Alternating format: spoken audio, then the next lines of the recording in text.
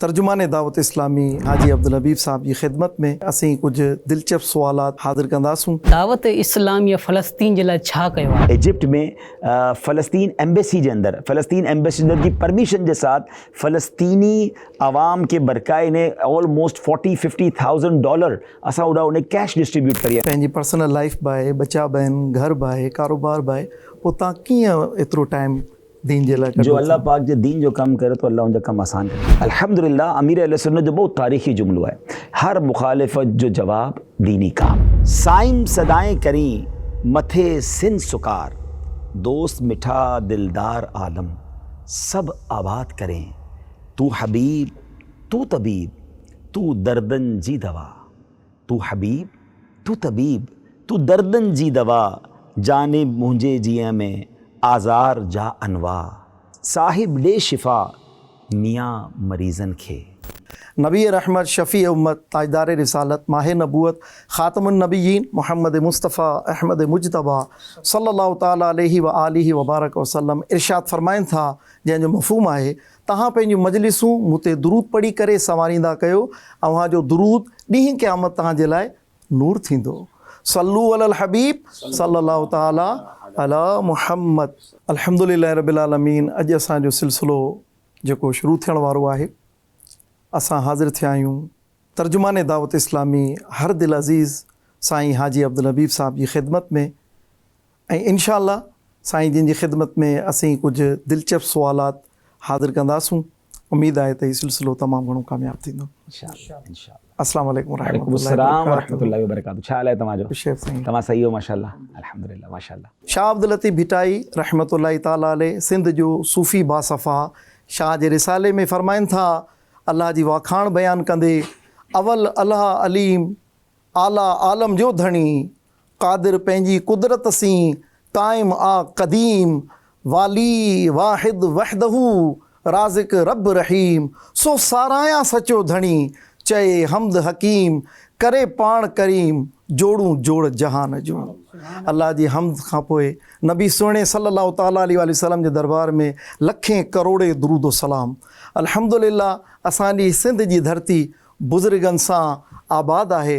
उन्हनि बुज़ुर्गनि में अल्हम्दुलिल्लाह रब्बिल आलमीन दौरे हाज़िर में शेख तरीक़त अमीर अहले सुन्नत, जेके 1981 खां दावत इस्लामी जे प्लेटफॉर्म तां सिलसिलो शुरू कयो तबलीग जो, ऐं हिकु मस्जिद खां इमामत जे लिहाज़ खां साईं जिन तबलीग जो सिलसिलो शुरू कयो, जेको पहिरियों काफ़िलो हिस्टोरिकल काफ़िलो जेको खोस्की में पहुतो, उन खां पोइ नवाबशाह पहुतो, ऐं सिंध जे माण्हुनि भली कार करे अल्हम्दुलिल्लाह साईं जे पैगाम खे ॿुधो, ऐं पोइ सिंध मां निकिरी पंजाब, ख़ैबर पख्तूनख्वा ऐं बलोचिस्तान में पूरे पाकिस्तान में दावत इस्लामी जो सिलसिलो आम थियो। ऐं साईं जिन पंहिंजी अंथक महिनत सां, मुख़लिसाना कोशिशुनि सां, राति ॾींहुं दीन जे कमनि जी कोशिशुनि सां अल्लाह तबारक व ताला दावत इस्लामी में उहा बरकत विधी जो बेशुमार मुबल्लिग सुन्नतुनि जूं ख़ुशबू फैलाइण जे लाइ पूरी दुनिया में फैलिजी विया। ऐं नाज़रीन, तव्हांखे ॿुधाईंदो हलां, हिन वक़्तु अल्हम्दुलिल्लाह दावत इस्लामी 150 मुल्कनि खां वधीक पंहिंजो पैगाम पहुचाए चुकी आहे। माशाअल्लाह, इहो ख़ुशकिस्मती असांजी सिंध धरती खे हासिलु आहे जो दावत इस्लामी सिंध धरती मां अल्हम्दुलिल्लाह शुरूआत थी। त इंशाअल्लाह इहो सिलसिलो असांजो नाज़रीन जे लाइ दिलचस्प फ़राहम कंदो, मालूमाती फ़राहम कंदो इंशाअल्लाह। ऐं आउं उमीद कयां थो त इहो सिलसिलो इंशाअल्लाह अॻियां हली असांजे पेज जे लाइ बि तमामु घणो फ़ाइदो फ़राहम कंदो। साईं, तव्हांजी ख़िदमत में हिकु सुवाल अर्ज़ु आहे त हिन डिजिटल दौर में माण्हुनि में सब्र तमामु घटि आहे, बर्दाश्त घटि आहे, ऐं कुझु माण्हू जेके असांजी डिजिटल कोशिशूं यानी मोबाइल जे ज़रिए ॾिसनि था त पोइ मनफ़ी सोच रखण वारा माण्हू मुख़्तलिफ़ कमेंट कनि था। इन हवाले सां तव्हां छा नाज़रीन खे पैगाम ॾियणु चाहींदा? अल्हम्दुलिल्लाह रब्बिल आलमीन वस्सलातु वस्सलामु अला ख़ातमिन नबिय्यीन अम्मा बाद फ़अऊज़ु बिल्लाहि मिनश शैतानिर रजीम बिस्मिल्लाहिर रहमानिर रहीम। बस सबसे पहला तो आऊँ ये क्लियर करे ॾियां कि मुंहिंजी ज़बान सिंधी न आहे, मुंहिंजी मादरी ज़बान मेमनी आहे, बट सिंधी से काफ़ी क़रीब आहे। तो आऊँ इंशाअल्लाह सिंधी ऐं मेमनी मिक्स शायदि ॻाल्हि कंदो, तो थोड़ी सी मिस्टेक थी वञे, तव्हां मूंखे माफ़ु कयो। बिल्कुल अहिड़ो ई आहे कि तव्हां सोशल मीडिया ते जॾहिं बि दीनी ॻाल्हि कंदा, सुन्नत जी ॻाल्हि कंदा या कोई बि कमु के सारो कंदा तो जो पीपल लोग कमेंट्स करण वारा आहिनि उहो तव्हांजो पॉजिटिव बि हूंदा, नेगेटिव बि हूंदा। तो अल्हम्दुलिल्लाह क़िबला शेख तरीक़त अमीर अहले सुन्नत असांखे सिखाया आहिनि कि अगर दीन जो कम करना ना तो मुखालिफत थी नहीं, मुखालिफत से घबराइनो ना है। अगर पाण स्टार्ट से नारूं तो फ्रॉम द स्टार्ट नबी पाक अलैहिस्सलाम जो दौर, पछे उन्हनि जे बाद सहाबा जो दौर, पछे औलिया इकराम, अज बि आहे तव्हां नारो तो इस्लाम जे ख़िलाफ़ ॻाल्हियूं थी रहियूं आहिनि, मगर इस्लाम त वधी रहियो आहे न। अल्हम्दुलिल्लाह the most growing religion on earth, दुनिया में वधई से वधारे फैलन वारो मज़हब अज भी इस्लाम है। तो तव्हां अगर दीन जो कम कहना तो कोई ना कोई जे मफ़ाद के तो प्रॉब्लम थी नहीं ना। मिसाल के तौर पर दावत इस्लामी जो पोते जो स्टाइल है ना, दीन की खिदमत इस्लाम, हज़ारों लोग मुसलमान थी रहा है, कुफर से इस्लाम में दाखिल थी रहा है, तो कोई ना कोई लॉबी है ना जिनकी प्रॉब्लम थी नहीं, तो वो मुखालिफत की नहीं तो तव्हां जी पछे फिर तो पछे आए तव्हां दीन जो वॾो कम करे पे ही नारो लगायो या रसूल अल्लाह, अस्सलातु वस्सलामु अलैका या रसूल अल्लाह, तो चंद लोग आहिनि जिनके प्रॉब्लम थी थी या रसूल अल्लाह से। घणा लोग अहिड़ा आहिनि जॾहिं तव्हां ॻाल्हि करो तो हर सहाबी ये नबी जन्नती जन्नती, ये असांजो अक़ीदो है, हर सहाबी जन्नती है। बदकिस्मती से की लोग जो सहाबा कराम के बारे में नेगेटिव अप्रोच रखन था उनके तकलीफ थी थी। पछे माशाअल्लाह अमीर अहले बहुत प्यारो नारो अता फरमाया ख़त्म नबूवत जे अक़ीदे के मज़ीद मजबूत करण लाइ, क्यों नारो मोहम्मद मुस्तफ़ा सबका आखिरी नबी। तो इन नारे जी बरकत है माशाअल्लाह, पूरी दुनिया में नारो गूंजी रही है। बट जो लोग माद अल्लाह ख़त्म नबूवत जे ख़िलाफ़ कम करे रहा आहिनि उन्हें के प्रॉब्लम थी नहीं, तो कोई ना कोई मुखालिफत थी नहीं। तो सुभान अल्लाह, पाके मुखालिफत के ना नारनू, पाके अल्लाह जी रज़ा नारनी है। अल्हम्दुलिल्लाह थोड़े ॾींहं बाद अल्लाह पाक गैब से मदद करे तो अल्लाह पाक उरूज ॾिए तो तव्हां नारो ना from the 43 years, with in 43 years, 43 years में असां पंहिंजी ज़िंदगी में कोई अहिड़ी ऑर्गेनाइजेशन तव्हां बि न नारी आउं बि न नाराम कि विद इन 43 ईयर्स दुनिया जे 150 मुल्कनि में अमीर अहले सुन्नत स्टार्ट किया आहिनि दावत इस्लामी की हिकिड़ी मस्जिद जी इमामत से, कराची जे हिकिड़े इलाइक़े से, पछे कम शुरू थी वियो सिंध में, बट अॼु पूरी दुनिया जो कोने कोने में दावत इस्लामी जी धूम आहे, पूरी दुनिया में लोग सपोर्ट करी रहिया आहिनि। करो सियासतदान, करो डॉक्टर, करो खिलाड़ी, करो businessman, every field, everywhere in the world, वॾी वॾी यूनिवर्सिटियूं, वॾा वॾा इदारा, अदालतूं, असेंबलीज़, एवरीवेयर लोग पैगाम सुनी रहिया आहिनि। तो कोई के तो तकलीफ़ थी नहीं ना, तो डोंट वरी अबाउट दैट। अल्हम्दुलिल्लाह अमीर अहले सुन्नत जो बहुत तारीख़ी जुमलो है, हर मुखालिफत जो जवाब दीनी काम। तो असां इंशाअल्लाह दीनी कम करना रहना है, अल्लाह पाक जी मदद शामिल हाल रहनी तो खैर ही खैर है इंशाअल्लाह। माशाअल्लाह अल्हम्दुलिल्लाह। ऐं सम्झां थो त माशाअल्लाह इन जो सवाल जो जवाबु जेको साईं जिन ॾिनो आहे तमामु ख़ूबसूरत अंदाज़ में, ऐं को बि यकीनन मुखालिफ़त जो जवाबु इन अंदाज़ सां ॾियणु इहा दरअसल अमीर अहले सुन्नत जी तालीम आहे त हर मुखालिफ़त जो जवाबु दीनी कमु, ऐं इहा ई वजह आहे जो अॼु माशाअल्लाह दावत इस्लामी हर जाइ ते आहे। त आउं शुक्रियो अदा कंदुसि तमामु ख़ूबसूरत अंदाज़ सां अल्हम्दुलिल्लाह साईं जिन सम्झाणी ॾिनी, ऐं आउं सम्झां थो त इन सम्झाणी खां पोइ बि हिकु ज़बरदस्त उन्हनि जे लाइ पैगाम वेंदो जेके दावत इस्लामी जा मुखालिफ़ आहिनि। इहा असांजी ख़ूबसूरती आहे दावत इस्लामी जी, जो उन्हनि माण्हुनि खे बि पंहिंजी दिलि में जाइ ॾियनि था ऐं वेलकम कनि था, भलीकार कनि था जेके दावत इस्लामी खां परे आहिनि ऐं मुखालिफ़त वारो ज़हन रखनि था, उहे बि वेझा अचनि ऐं हिन माहौल जी बरकतूं हासिलु कनि। माशाअल्लाह। साईं जन खां हिकु सवाल इहो आहे त हिन वक़्त ताईं थैलेसीमिया जे हवाले सां FGRF छा कमु कयो आहे? अल्हम्दुलिल्लाह FGRF दावत इस्लामी जो वेलफेयर डिपार्टमेंट आहे, इन जो एब्रीविएशन बने तो फैज़ान ग्लोबल रिलीफ फाउंडेशन। अल्हम्दुलिल्लाह इन्हनि में 4 वॾा डिपार्टमेंट आहिनि। हिकिड़ो आहे डिज़ास्टर, कॾहिं भी पूरी दुनिया में किते मुसलमाननि मथे आफ़त अचे थी, सैलाब, ज़लज़लो या कोई भी वॾो प्रॉब्लम थिए तो FGRF जा लोग पूरी दुनिया में रिएक्ट करनि था, मदद करनि था। पछे बीजो डिपार्टमेंट आहे हेल्थ जो, हेल्थ जे तहत ई जो आहे तव्हां हेमोफीलिया ने थैलेसीमिया जे मरीज़नि लाइ खून जी ॻाल्हि कया ने, इन जे अलावा FRC आहे जिन में माज़ूर बच्चनि जो इलाज थी रहियो आहे। तो जो थैलेसीमिया वारो कमु आहे एॾो वॾो कमु दावत इस्लामी जो शोबो FGRF किया है। आउं सम्झां थो कि पाकिस्तान जी तारीख़ में नॉट अ सिंगल NGO कॾहिं भी कोई एॾी वॾो कमु न करे सघी। मुंहिंजी मालूमात जे मुताबिक़ हिननि वक़्त तक मोर देन 91,000 91,000 से वधारे जो आहे अल्हम्दुलिल्लाह खून जी बॉटल्स डिवाई चुकियूं आहिनि। ने वॉट आई अंडरस्टैंड दैट कि अकड़ी खून जी बोतल में 2 मरीज़नि खे फ़ाइदो थिए थो, तो इट मीन्स अबाउट 1,80,000 मरीज़नि के अल्हम्दुलिल्लाह बेनिफिट FGRF जी तरफ से ही पुजाइन में आवी है। नहीं बहुत बड़ी ॻाल्हि है, जो लोग इन चीज़ के समझनि था ऐं ॼाणनि था कि 91 करोड़ रुपया जमा करनो आसान है, बट 91,000 लोगे के खून ॾियण लाइ तयारु करणो आसान न आहे।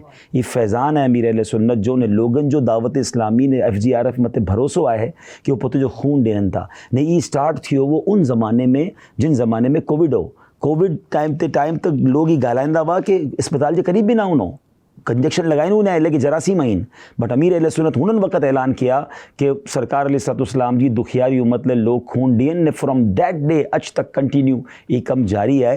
ने असांजे निगरान शूरा जो बहुत खूबसूरत ऐलान है कि जिस ताईं जान में रत यानी खून है उन वक़्त तक इंशाल्लाह असां इंशाल्लाह खून ॾींदा रहना, इंशाल्लाह रत ॾींदा रहना इंशाल्लाह। अच्छा साईं, बाज़ माण्हुनि जे ज़हन में उहो सुवाल हूंदो आहे, एतिराज़ बि कंदा आहिनि त मौलवी सिर्फ़ु मस्जिद ताईं महदूद आहे, दुनिया जी हिनखे का ख़बर कान्हे, का नई टेक्नोलॉजी हले पई थी उनजी का ख़बर कान्हे, का सिर्फ़ु मस्जिद ताईं महदूद आहे। इन हवाले सां उन्हनि जो ज़हन साफ़ करण जे लाइ तव्हां छा फ़रमाईंदा? पहलो सवाल तो मुझे ये है कि मौलवी कुरल ले बनी हुई है, मौलवी मस्जिद ले बनी हुआ है या साइंस ले बनी हुआ है? कोई साइंसदान से कुरल नथो पूछे कि तमाम मस्जिद में कुरल न इमामत करो था। जिन्हनि जी जो फील्ड है वो उन्हनि फील्ड जो मास्टर है। क्रो डॉक्टर के कोई चवे तो कि तव्हां इंजीनियर को नहीं हो, इंजीनियर के कोई चवे तो तव्हां वकील को नहीं हो, तव्हां के वकील जी मालूमात वकालत जी मालूमात कोन आहे। सिर्फ मौलवी साहब मथे एतराज़ करण लाइ कि मौलवी साहब के मस्जिद जो कम अचे तो, इमामत अचे थी, तिलावत अचे थी, इमामत करी सघनि था, कुरान पढ़ाए सघनि था, वो एक्सपर्ट फॉर दैट पर्पज़ वो तालीम हासिल करी आइन। 8 वर अगर कोई आलिम बनी हुआ है, तालीम मदरसे में हासिल किया है तो वो प्रोफेशनल तरीके से दीन सीखी हुआ है। तव्हां यूनिवर्सिटी में उन्हीं इंजीनियर बनी आयो, हिकिड़ो डॉक्टर बनी हुआ है, हिकिड़ो वकील बनी हुआ है। Nobody talk about this. कोई हिकिड़े प्रोफेशन वारो ॿिए प्रोफेशन से ॻाल्हि नथो करे कि यार आउं वकील आहियां, तव्हां इंजीनियर वकील को लाइ न बनिया। कोई इंजीनियरिंग डॉक्टर के नथो चए तव्हां अॼु तक डॉक्टर को लाइ न बनिया। उन्हनि जी फील्ड अलॻि आहे, उन्हनि जी फील्ड अलॻि आहे। तो मौलवी साहब मथे एतराज़ ना है, एक्चुअली ये प्रॉब्लम दीन से आहे उन्हनि लोगे के। चाहिनि था कि मस्जिद जा मामलात छड़ी ने तव्हां अची वञो ॿिए मामलात में। यस, असां ही ज़रूर चऊं था कि मौलवी साहब के दुनिया जे की मामलात जी ख़बर हुअणु खपे, but he will be expert. हिननि जो मस्जिद जे मामलात में, ख़िताबत में, इमामत में, कुरान पढ़ाइण में एक्सपर्ट हुअणु ज़रूरी है, बिकॉज ई पंहिंजी दीनी ज़रूरत है। आज बतायो ना कि अगर बदे मौलवी साहब साइंसदान या डॉक्टर या इंजीनियर बनी विया हुआ त इमामत केरु करी हुई, पंहिंजे बच्चे के कुरान केरु पढ़ाई हुई, पंहिंजे बच्चे जी तालीम कीअं थी हुई, पंहिंजो जनाज़ो केरु पढ़ाई हुई, पंहिंजा निकाह केरु पढ़ाई हुई। This is requirement. तो ये एक्चुअली एतराज़ जो है ना वो इस्लाम मथे है। उन्हनि के प्रॉब्लम इस्लाम से आए तो वो मौलवी मथे अटैक करनि था, वो इस्लाम के खिलाफ़ ॻाल्हि नथा करे सघनि। बट अल्हम्दुलिल्लाह अॼु दावत इस्लामी में असांजे तलबा के इल्म दीन के साथ साथ लैंग्वेजेस भी सिखाइण में अची रहियूं आहिनि। SEP FGRF जो हिकिड़ो डिपार्टमेंट है, स्किल एनहेंसमेंट प्रोग्राम, जिन्हनि जे ज़रिए अल्हम्दुलिल्लाह कंप्यूटर कोर्सेज, आर्टिफिशियल इंटेलिजेंस, इन जे बाद उन्हनि के माहिर स्कॉलर बनाइने पूरी दुनिया में ट्रैवल कराइण में अची रहियो है। पूरी दुनिया जो एक्सपोजर मिली रहियो है। असांजा आलिम दीन मदरसे से फारिग तलबा हिननि वक़्तु मदनी चैनल जा डायरेक्टर आहिनि, मदनी चैनल जा एडिटर्स आहिनि, अल्हम्दुलिल्लाह IT डिपार्टमेंट में जॉब करी रहिया आहिनि। मगर उन्हनि जे बावजूद this is not answer. Answer ये है कि मौलवी साहब के पोते जे दीन में एक्सपर्ट होना ज़रूरी है। ने हिननि मथे एतराज़ एक्चुअली बने ही नथो। बहरहाल पछे भी तव्हां के दावत इस्लामी जी डाइवर्सिटी के केॾो वॾो कम दावत इस्लामी उलमा ने तलबा के कराई रही है। ने अल्हम्दुलिल्लाह दावत इस्लामी जा मुबल्लिगीन जो कई मुल्क जो सफ़र करी आहिनि, दुनिया भर जा पढ़ेला लिखेला professional chartered accountants, PhD scholars ने अल्हम्दुलिल्लाह डॉक्टर्स ने इंजीनियर दावत इस्लामी जे मुबल्लिगीन जा बयानात सुनी रहिया आहिनि। सुभान माशाल्लाह माशाल्लाह। अच्छा साईं, हिन वक़्तु काफ़ी सारा माण्हू तव्हांखे ॾिसी रहिया आहिनि त दावत इस्लामी में को माण्हू अचे थो त उनखे कीअं जेको आहे सो दीन जी दावत ॾिजे, उनखे दावत इस्लामी जा बेनिफिट उनखे ॿुधाइजनि ऐं दावत इस्लामी जे बारे में उनखे मुतासिर कजे। अल्हम्दुलिल्लाह दावत इस्लामी खुली किताब है। दावत इस्लामी जो कम पूरी दुनिया में आहे। दावत इस्लामी जब अप्रॉक्सीमेटली 80 से वधारे मोर देन 80 डिपार्टमेंट्स आहिनि।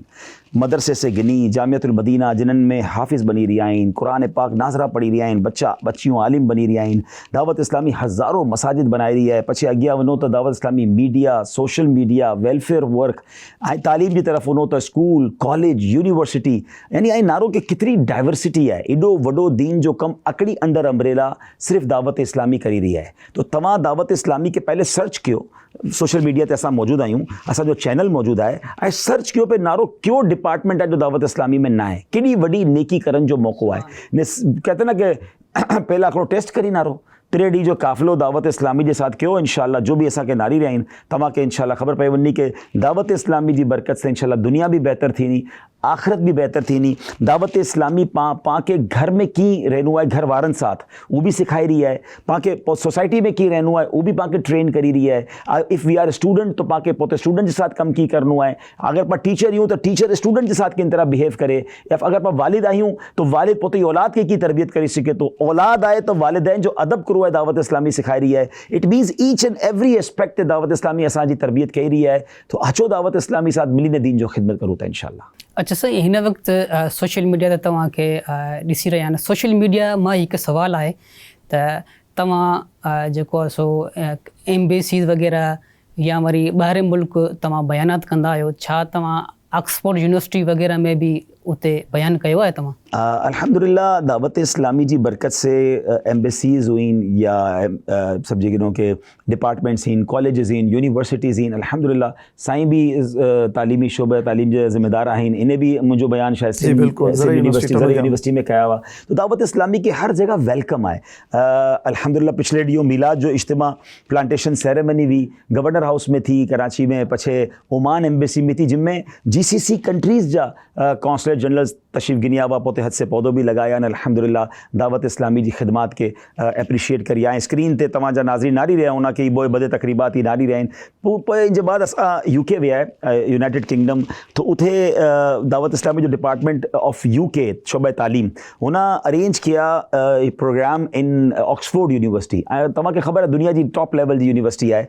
तो हुननि में अल्हम्दुलिल्लाह मुंहिंजी भी हाज़िरी थी, निगरान शुरा जो उथे सुन्नत भरो बयान हो, स्टूडेंट्स हुआ, टीचर्स हुआ, आशिकान रसूल हुआ, हुन में के नाज शरीफ या हमद बारी ताला पढ़ने जो मौको मिलियो। यूनिक एक्सपीरियंस, बट अल्हम्दुलिल्लाह एवरीवेयर दावत इस्लामी के वेलकम करण में अचे तो पॉजिटिव मैसेज है। एक्चुअली दावत इस्लामी जो है ना नॉन वायलेंट है, कोई झगड़ो ना है, कोई सियासत ना है, कोई इनमें दहशतगर्दी ना है। मोहब्बत प्यार ने अमन जो पैगाम है, नबी पाक जी इश्क जो पैगाम है, इस्लाम जी जो प्रॉपर ट्रू पिक्चर है ना, वो दावत इस्लामी पोर्ट्रेट करी रही है। तो दैट्स वाई जो भी बाकी नारी रहे ना बधे के चवा तो आज जी Dawat Islami day by day increase थी रही है। अल्लाह पाक जी रहमत है, असांजे साथ कम कियो, मेरी ने बड़ो कम करो था इंशाल्लाह। नाज़रीन, हाजी साहब असांजे दरमियान महवे गुफ्तगू आहिनि माशाल्लाह, इंतिहाई प्यारियूं प्यारियूं ऐं ख़ूबसूरत अंदाज़ खां गुफ्तगू करे रहिया आहिनि। त हाजी साहब सां असां हिकु ॿियो सवाल कंदासूं त सोशल मीडिया जा साथी अक्सर इहो सवाल कंदा आहिनि, दावत इस्लाम या फ़लस्तीन जे लाइ छा कयो आहे? मुंहिंजो ख़्याल आहे सोशल मीडिया ते ई चेक करे गिनो। तव्हां सोशल मीडिया जा नाज़रीन अगर सवाल कयूं चाहिनि था तो सोशल मीडिया ते सर्च कयो FGRF इन गज़ा, FGRF इन फ़लस्तीन, जवाब तव्हांखे मिली वञो। FGRF.org पंहिंजी वेबसाइट आहे, FGRF जो फेसबुक पेज आहे, तो उते मौजूद है एवरीथिंग, खुली किताब है। अल्हम्दुलिल्लाह from the last 2 years Dawat Islami millions of rupees जी इमदाद करी चुकी है। हज़ारों लोग के खेन जो पा तक़सीम किया, उनके इलाज जी चीज़ूं ॾिनी आयूं, कैश ॾिनी आयूं। लास्ट टाइम थोड़ा ॾींहं पहला आऊं इजिप्ट में फ़लस्तीन एम्बेसी के अंदर फ़लस्तीन एम्बेसडर की परमिशन के साथ फ़लस्तीनी आवाम के बरकाए ने ऑलमोस्ट $40-50,000 असां उड़ा उन्हें कैश डिस्ट्रीब्यूट करी आयूं। स्क्रीन ते तव्हांजा नाज़रीन नारी रहिया हुना कंटेनर्स रवाना करी आयूं फ़लस्तीन में। इंशाअल्लाह मूंखे लगे तो तव्हांजे प्रोग्राम रिलीज़ थीन खां हिकिड़ी वॾी बिग न्यूज़ भी अची चुकी हुनी। इंशाअल्लाह लोग नारी चुकिया होना कि असां अल्हम्दुलिल्लाह हिकिड़ी वॾो MOU साइन करी रहे हैं फ्रॉम विद द यूनिसेफ। इंशाअल्लाह FGRF इंशाअल्लाह बहुत बड़े पैमाने पर मज़ीद इंशाअल्लाह मदद करनी गज़ा में। फ्यू डेज़ अगो चंद ॾींहं पहला फ़लस्तीन जा एम्बेसडर फैज़ान मदीना तशरीफ़ गिनिया हुआ, निगरान शुरा के साथ मुलाकात थी। तव्हां उन्हनि जा मनाज़िर भी नारी रहिया हो ने असां उन्हनि खे वादो करी आहे कि असां इंशाअल्लाह इरादो रखूं था कि गज़ा ने फ़लस्तीन जे मुसलमान जी $5 मिलियन जे बराबर बसावी रक़म मदद कहना है ने ये तकरीबन $5 मिलियन जो है पाकिस्तानी $1.5 अरब रुपया बनन था। तो अल्हम्दुलिल्लाह दिस इज़ FGRF ने हेॾो वॾो कमु करी रहिया आहियूं कि हवे तो दुनिया भर जी मुख़्तलिफ़ NGOs असां सां राब्तो करी रहियूं आहिनि कि असांजे वटि डोनेशन आहे, तव्हां वटि लिंक आहे, तव्हां असांजी रक़म गिनो ऐं उते तक़सीम कयो। अच्छा नाज़रीन, हाजी साहब जे फिगर ॿुधायो असांखे तादाद दावत इस्लामी $1.5 अरब रुपयनि जो फ़लस्तीन जे अंदरि जेको आहे गज़ा जे ग़रीबनि मिस्किननि ते ख़र्च करण जो इरादो रखे थी। ऐं हाजी साहब असांखे इहो ॿुधायो त ॿियूं जेके वेलफेयर्स वग़ैरह आहिनि जेके उते पंहिंजो सामान पहुचाए नथा सघनि उहे बि दावत इस्लामी जे FGRF सां राब्ते में आहिनि त असांजो हीउ जेको आहे कंटेनर सामान वग़ैरह जेको तव्हां पंहिंजे ज़रिए खां जेको आहे उते पुॼायो। सो हाजी साहब जूं इंतिहाई वणंदड़ गुफ़्तगू आहिनि जेको तव्हांखे फ़लस्तीन जे बारे में तफ़सील सां जवाबु ॾिनो। माशाअल्लाह, इन्हनि सां लाॻापियल हिकिड़ी गुज़ारिशूं तव्हां सां कंदुसि त दावत इस्लामी वटि कहिड़ो अहिड़ो अलादीन जो चिराग आहे जंहिंजे रगड़ सां करोड़े अरबे रुपया अची था वञनि ऐं तव्हांजा वर्कर्स माना टाइम ते पहुची था वञनि, इहो कहिड़ो जादू आहे, करामत आहे? इहा थोरी तव्हां आख़िर वारो जुमिलो तव्हां सही चयो आहे, करामत आहे। असांजे जो अमीर आहिनि अल्हम्दुलिल्लाह अल्लाह जा ॿ वॾा वली आहिनि ने अमीर अहले सुन्नत जो इख़लास आहे, उन्हनि जो तक़वो आहे, उन्हनि जी दुआयूं आहिनि। पूरी दुनिया में लोग एतमाद करनि था, आवाज़ उन जी ज़बान से आवाज़ निकिरे थी। ऐं तव्हांखे बतारम ना कि करोड़नि रुपया जमा करणु आसान आहे, 90,000 लोगे के खून ॾियण लाइ तयारु करणु ई कोई मर्द कलंदर नहीं करी सघे थो न। त उन्हनि जी ज़बान में अल्लाह इख़लास ॾिनी आहे। दावत इस्लामी एक्चुअली परफॉर्मेंस उते जी अखियुनि सां ॾिसी रहिया आहिनि। मदारिस मौजूद आहिनि, मसाजिद मौजूद आहिनि, इलाक़नि में कमु थी रहियो, तव्हांजे सिंध जे गांव ॻोठे में कमु थी रहियो आहे। तो एवरीवेयर इन द वर्ल्ड जॾहिं लोग ॾिसनि था तो उन पछे दावत इस्लामी खे सपोर्ट करनि था अल्हम्दुलिल्लाह। तो पैसो किथां थो अचे? डोनेशन। पूरी दुनिया में दावत इस्लामी से मोहब्बत करने वाला ज़कात, सिदका, फितरा, टेलीथॉन दावत इस्लामी से मदद करी रही हैं। इनके अलावा अगर पूरी दुनिया में केॾा कोई डिज़ास्टर थिए तो लाइक गज़ा हली रहियो आहे, सैलाब हली रहियो आहे, तो अल्हम्दुलिल्लाह लोग दावत इस्लामी मथे FGRF मथे एतमाद कनि था कि हिकिड़ो रुपयो इंशाअल्लाह शरई तकाज़े जे मुताबिक विद द शरिया कंप्लायंस इंशाअल्लाह ख़र्च थींदो। माशाअल्लाह, ज़रूरत एजाद जी मां आहे त इन हवाले सां असां वटि मुख़्तलिफ़ शोबा अल्हम्दुलिल्लाह ज़बरदस्त कमु कनि पिया। ऐं इहो बि अर्ज़ु कंदुसि त तव्हां वटि हिन वक़्तु केतिरा इहे शोबा आहिनि जिन में तव्हां? अल्हम्दुलिल्लाह दावत इस्लामी जे अप्रोक्सीमेटली 80 डिपार्टमेंट आहिनि ने मूं वटि तक़रीबन 17 डिपार्टमेंट जी ज़िम्मेदारी आहे। अल्हम्दुलिल्लाह 17 डिपार्टमेंट आऊं फ्रॉम रुकन शूरा जी हैसियत से लुक आफ्टर करां तो, बट हर शोबे जा ज़िम्मेदार आहिनि, उन्हनि जी मजलिस आहे, उहो बधे माशाअल्लाह ऑपरेशनल वर्क उहो लोग करी रहिया आहिनि। I am just looking after them, ऐं उन जी सुपरविज़न कर। साईं, एतिरी मसरूफ़ियत ऐं यकीनन पंहिंजी पर्सनल लाइफ बि आहे, बचा बि आहिनि, घर बि आहे, कारोबार बि आहे, पोइ तव्हां कीअं एतिरो टाइम दीन जे लाइ? जो अल्लाह पाक जे दीन जो कमु करे तो अल्लाह उनजा कमु आसान करे ॾिए थो अल्हम्दुलिल्लाह। मुंहिंजी फैमिली जो मूंखे बहुत वॾा सपोर्ट आहे फ्रॉम द स्टार्ट। मुंहिंजा वालिद साहब खे अल्लाह जन्नत नसीब करे, हुननि जी वजह से अल्हम्दुलिल्लाह आउं इन माहौल में आहियां। अमीर अहले सुन्नत जा पुराना दोस्त हुआ अल्हम्दुलिल्लाह फ्रॉम माई चाइल्डहुड, जॾहिं आउं बिल्कुलु नंढड़ो हुए तो उहो मूंखे अमीर अहले सुन्नत जी बारगाह में गिनी हुआ। उन्हनि वक़्त से अल्हम्दुलिल्लाह अमीर अहले सुन्नत संभाली रखिया आहिनि। साईं, हिन वक़्तु मदनी चैनल उर्दू हली रहियो आहे, अंग्रेज़ी बि हली रहियो आहे ऐं बंगला में बि आहे, अहिड़े अंदाज़ खां वेब ते बि आहिनि, त छा मुस्तक़बिल में सिंधीअ में बि को मदनी चैनल हलण जो इरादो आहे? हिन वक़्त असांजो ई इरादो आहे कि चूँकि satellite channel is very expensive, बहुत महांगो, बहुत ह्यूज ख़र्चो आहे, तो असां पछे ई प्लान करी आहे कि अरबी में लाइक सिंधी सोशल मीडिया अची वियो, मुख़्तलिफ़ ज़बाने में पाण कमु करी रहिया आहियूं, इंटरनेशनल लैंग्वेजिज़ में। अॼुकल्ह ज़मानो भी सैटेलाइट TV से वॾो मीडियम जो है ना सोशल मीडिया बनी वियो है। तो असांजो प्लान ई आहे कि डिफरेंट लैंग्वेजिज़ जा YouTube channel, web series, Facebook pages, different social media accounts ते पा कम करजे। लेकिन लोग अबे चैनल जी बजाय मोबाइल ते बदे लोग अची विया आहिनि, तकरीबन मेजॉरिटी अची वई आहे।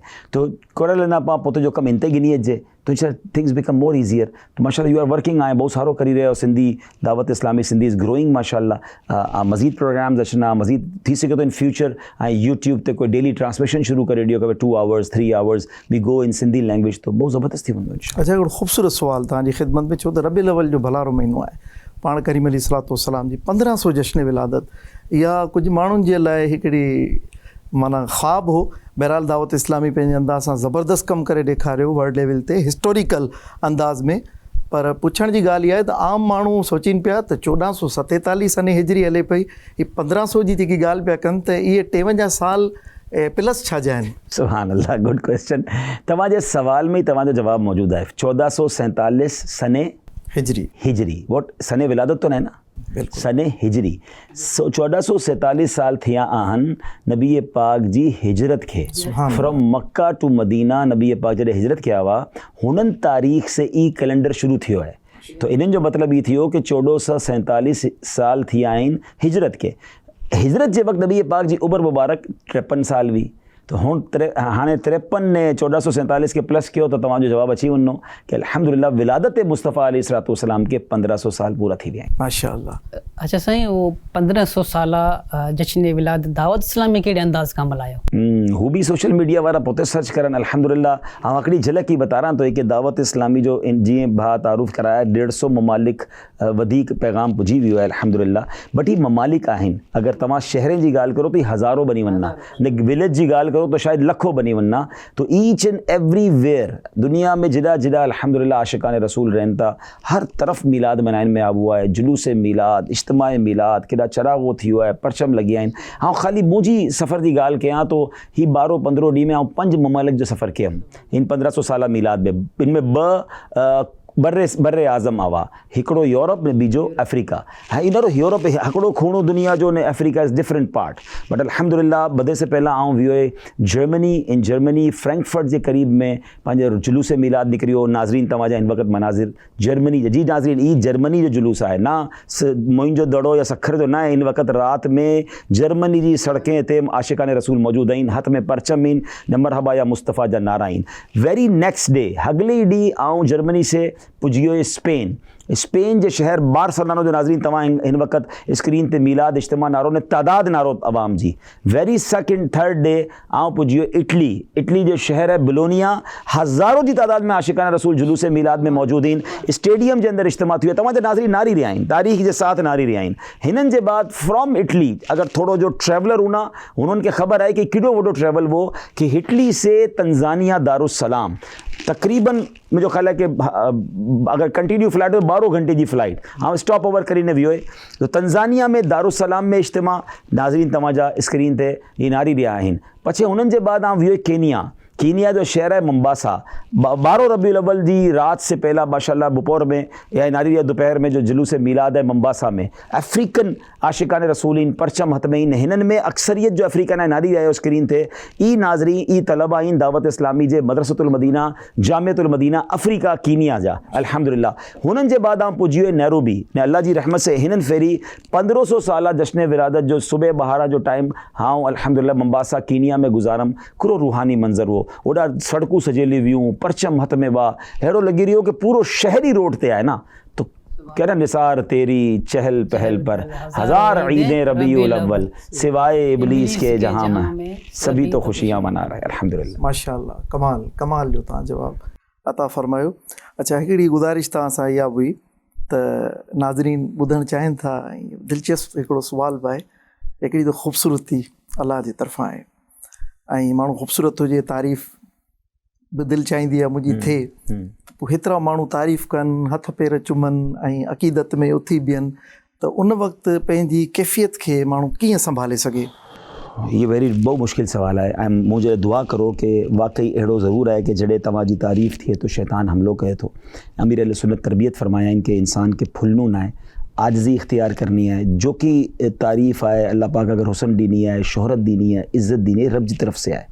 ठीक है ना। वतुइज़्ज़ु मन तशा वतुज़िल्लु मन तशा बियदिकल खैर। इंसान के ख्याल रखना है कि अल्लाह जो फ़ज़ल है ज़ालिका फ़द्लुल्लाहि युतीहि मन यशा। अल्लाह पाक जिनके चाहे तो अता फरमाए। तो पाँ अल्लाह जी बारगाह में ये अर्ज़ कहता रहूँ कि या अल्लाह जो इज़्ज़त जो शोहरत या जो भी चीज़ अता फरमाए मालिक इनके ज़वाल नेमत से बचाए। अल्लाह आजिज़ी दिए। अल्लाह मूंखे भी इख़लास नसीब करे। तमाम मुझे लिए भी दुआ किया करो। पूरी दुनिया जा सैर तव्हां कया ऐं माशाअल्लाह हरनि तव्हांजे लाइ महिमान नवाज़ी जो हिकिड़ो सिलसिलो हूंदो आहे। सिंध जी महिमान नवाज़ी ऐं पूरी दुनिया जी महिमान नवाज़ी में तव्हां कहिड़ो असरु महसूसु कयो? नो डाउट सिंधी बहुत मिठा लोग आहिनि ऐं महिमान नवाज़ी बहुत सारी कनि था। बट अहिड़ो न आहे कि पंजाब वारा न करना। अल्हम्दुलिल्लाह from all over the world Punjab वारा भी मेहमान नवाज़ी में बेस्ट आहिनि। बलूची सुबहानअल्लाह जान ॾिनी ना। हाँ तो इन आरमिया के पाकिस्तान भर में खैबर पख्तूनख्वा हाँ पाकिस्तान पूरा ही मेहमान नवाज़ है। बल्कि अगर दावत इस्लामी हिकिड़ी अहिड़ी कम्यूनिटी ॾिनी आहे कि वेरेवर यू गो आऊं त अफ्रीका यूरोप अरबिया जी मेहमान नवाज़ी इन आरमिया ऐं अफ्रीकन जी मतिलबु यू माशाल्लाह इस्लाम एॾी ख़ूबसूरती आहे कि जॾहिं पाण इस्लाम मुसलमान थी आहियूं न भाउ थी विया आहियूं। इसलिए ख़ासि तौर ते दावत इस्लामी जी बरकत से हिकिड़ो अहिड़ो ख़ानदान डेवलप थी वियो आहे। बिलीव करो असांजी कि आउं दुनिया में हुन तो न कॾहिं बि फील नथो करा कि आउं केॾा ॿार आहे। हिकिड़ो फैमिली में आ वियो आहियां। एवरीबडी अहिड़ो फील कराइनि था कि ॼाणे पाण भाउ आहियूं, फैमिली आहे, they take care of us. तो अल्हम्दुलिल्लाह सिंध जी महिमान नवाज़ी no doubt well and good.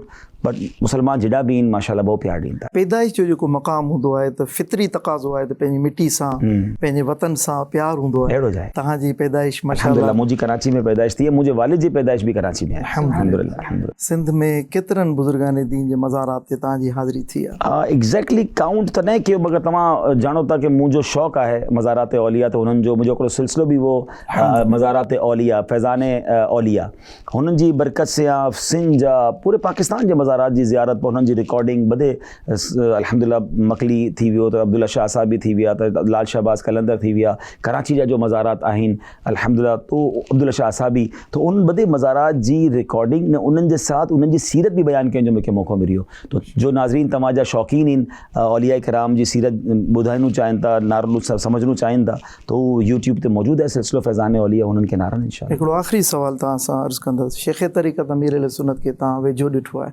ऐं आउं सम्झां थो जेतिरी सोबत तव्हांखे हासिलु थी आहे वेझे खां, त उन्हनि जो रंग, उन्हनि जी ख़ुशबू, उन्हनि जी तजली असां तव्हांजे चहिरे में ॾिसूं था। हिकिड़े मुरीद जे लाइ इहा वॾी ख़ुशकिस्मती आहे जो अल्हम्दुलिल्लाह। त सुवाल इहो आहे त अमीर अहले सुन्नत में जेके नुमायां जीअं हिकिड़ी हुसासियत साईं जी तबियत में कमाल आहे, सुन्नत मुस्तफ़ा जी एॾी यानी पैरवी, ऐं वरी मौक़े मौक़े ते दुआऊं, ऐं मदनी मुज़ाकरे में अहिड़ा अहिड़ा गुल अल्हम्दुलिल्लाह घर वेठे नाज़रीन ताईं पहुचनि था, जो केॾी केॾी महिल त दीन जूं अहिड़ियूं ॻाल्हियूं निकिरी पवंदियूं आहिनि त खिलाइनि बि था, केॾी महिल वाड़ीनि बि था। त तव्हां त वेझो अमीर अहले सुन्नत खे ॾिठो आहे, साईं जी ख़ासि तबियत में ऐं एतिरी हुसासियत ऐं एॾो ख़ौफ़े ख़ुदा ऐं पाण सगुरनि सां इश्क़ मुस्तफ़ा, इहो कीअं आहे, कीअं हासिलु थियो? सुभान अल्लाह। यकीनन ई बुज़ुर्गान जो हिकिड़ो अंदाज़ आहे माशाल्लाह, अमीर अहले सुन्नत जो तक़वो आहे, परहेज़गारी आहे। ऐं लेटेस्ट 3-4 ॾींहं पहिला हिकिड़ो वाक़ियो थी वियो, तव्हांखे बता रहा था। मुंहिंजो हिकिड़ो विज़िट हो सेंट्रल जेल में, मुंहिंजो बयानु वो उथे कैदियुनि सां, तो कैदियुनि जे विच बयानु कयो हुए, त हुते हिकिड़ो कैदी मुंहिंजे क़रीब आयो, उन मूंखे चई की आउं पोते जे हथ खां उहो मोतियनि सां चीज़ूं बनाइनि था न, तो हैंडीक्राफ्ट, वो पोते हथ खां जो है ना की चेन बनाए, मुंहिंजे नाम जो बि हिकिड़ो बनाए अब्दुल हबीब ने, अमीर अहले सुन्नत लाइ बि उहो की चेन बनाए, त मूंखे चई की ही अमीर अहले सुन्नत खे ॾी ॾिना। तो मूंखे बहुत पसंदि आयो। नारो असीं नॉर्मल इंसान आहियूं, बहुत ख़ुशी ख़ुशी जेब में रखी ॾिनी आहे। अमीर अहले सुन्नत के जॾहिं उहो बतारण में आओ कि तव्हां लाइ हिकिड़ो कैदी जो आहे तोहफ़ो मोकिली आहे, तो अमीर अहले सुन्नत जो सवाल ई हो कि ही मोती या ही धागो जिन्हनि से ही बनाइण में आहे, उहा ई कैदी जी मिल्कियत हुई या जेल जी मिल्कियत हुई? कैदी वटि ई मोती ने सुई धागो किधर से पुॼियो? थी सघे तो जेल उन्हनि से की कमु कराए ॾी वई, उहो जेल जे अंदरि कमु करी रहियो हुए गवर्नमेंट जो या जेल जे इदारे जो, ही की मूंखे गिफ्ट ॾेई सघे थो? हिननि जो शरई हुकुम मालूम कयो, बाद में मूंखे गिफ्ट खपे थो। अल्लाह अकबर। मां चयो जॾहिं पंहिंजी सोच ख़तमु थिए थी न, उतां अमीर जो सोच शुरू थिए थी।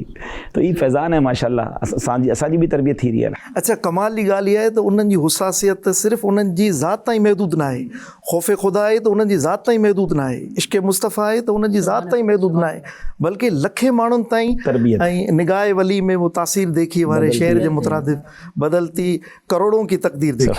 माशाल्लाह, तमामु ख़ूबसूरत अंदाज़ सां असांजी हिन कचेरी जो आगाज़ थियो। अञा मौजूदु असां सां हिकु इस्लामी भाउ असीं चाहियूं था त उहे महिमान बि अचनि ऐं हिन महफ़िल जी ज़ीनत बणजनि, साईं जी ख़िदमत में उहे कुझु सुवाल अर्ज़ु कनि इंशाअल्लाह। अस्सलामु अलैकुम वरहमतुल्लाहि वबरकातुहू। बिस्मिल्लाहिर रहमानिर रहीम। हाजी साहब, अगर तव्हां असांजे नाज़रीन खे ॿुधाए सघो त फैज़ान ऑनलाइन अकेडमी दावत इस्लामी जी कीअं नुमाइंदगी करे रही आहे ऐं इहा दीन मतीन जी कीअं ख़िदमत करे रही आहे? अल्हम्दुलिल्लाह, ये डिजिटल मदरसो आहे। अल्हम्दुलिल्लाह, यूनिकनेस आहे दावत इस्लामी जी। मुंहिंजी मालूमात जे मुताबिक़ कोई बि दीनी अहिड़ो मदरसो दुनिया भर में न आहे जिन में 90 मुल्कनि में तक़रीबन 25,000 तलबा हिननि वक़्त बि पढ़ी रहिया आहिनि। 40 जे क़रीब कोर्स आहिनि। अल्हम्दुलिल्लाह, सिर्फ़ु क़ुरान पाक नाज़रा, हिफ़्ज़ क़ुरान, दर्स निज़ामी, हदीस कोर्स ऐं डिफरेंट कोर्सिस आहिनि। तव्हांजी स्क्रीन ते उहो कोर्सिस नाज़रीन नारी रहिया आहिनि। ने मुंहिंजी गुज़ारिश आहे कि quranteacher.net ई वेबसाइट आहे हिननि जी, हुन इन्हनि तव्हां चेक कयो कि क्या क्या कोर्सिस आहिनि। ने अमुक कोर्स अहिड़ा बि आहिनि तव्हां फ्री ऑफ चार्ज उन्हनि खे खरीद सघो था। 3 डेज़ 7 डेज़ कोर्स रमज़ान में, हज जे ॾींहं में, जॾहिं मुसलमाननि खे फ़र्ज़ उलूम सिखणा हूंदा था तो चंद फ्री कोर्स भी हूंदा, वरना 1-to-1 if U need class तो तव्हां लाइ अल्हम्दुलिल्लाह कोर्सिस अवेलेबल आहिनि। तव्हां उन वेबसाइट ते चेक कयो इंशाअल्लाह। हाजी साहब, हिकिड़ो ॿियो सवाल आहे हिकिड़ो, त मूंखे अगरि दीन इस्लाम जी ख़िदमत करणी आहे ऐं मूंखे हकाम शरीयत जेके आहिनि उहे उन्हनि ते अमल करिणो आहे, त पोइ मुंहिंजे लाइ दावत इस्लामी ज़रूरी छो आहे?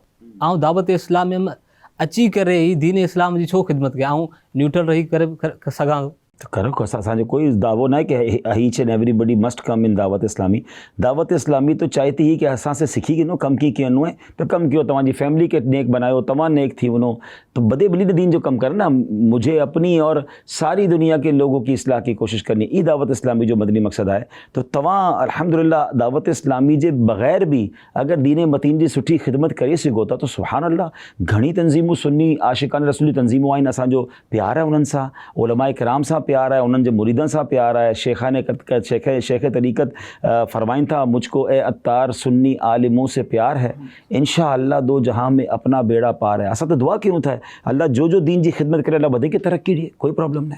जी नाज़रीन, जीअं तव्हां ॿुधी रहिया आहियो त असांजो नारो इहो ई आहे त मिली जुली करे अचो दीन इस्लाम जी ख़िदमत कयूं। अॼु इन ख़ूबसूरत सिलसिले में खोड़ सारियूं दिलचस्प ॻाल्हियूं ज़ाहिर थियूं ऐं आउं सम्झां थो त नादरीन जे लाइ इहो सिलसिलो एतिरो त इल्मी साबित थींदो जो साईं जिन जे लाइ इहो सदका जारिया जो सबबु बणिबो।